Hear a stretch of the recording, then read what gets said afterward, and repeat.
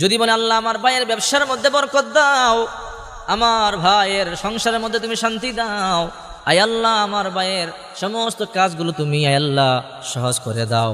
যখন একটা মানুষ অপরের কল্যাণের জন্য দোয়া করে, ফেরেশতারা বলে আল্লাহ ওয়ালাকা বা মিথলি, আয় আল্লাহ এই লোকটা কত ভালো, নিজের জন্য দোয়া করে না, অপরের জন্য দোয়া করতেছে কল্যাণের। আয় আল্লাহ সে তার ভাইয়ের জন্য যে দোয়াগুলো করেছে, সর্বপ্রথম তুমি আল্লাহ তাকে এই দোয়াগুলোর ভাগিদার বানাও, অর্থাৎ তার শানে আগে কবুল করো। ফেরেশতারা তখন বলে আল্লাহ সে অপরের জন্য যা কল্যাণের দোয়া করেছে তাকে আগে দাও। আবার যখন কোনো মানুষ একে অপরের জন্য বদ দোয়া করে, আল্লাহ তার সংসারে গজব দাও, তার উপরে ঠাড়া ফালাও, তার সন্তানকে মেনে ফেলো, তার ব্যবসা ধ্বংস করে দাও, তার দোকানে যেন কাস্টমার না হয়।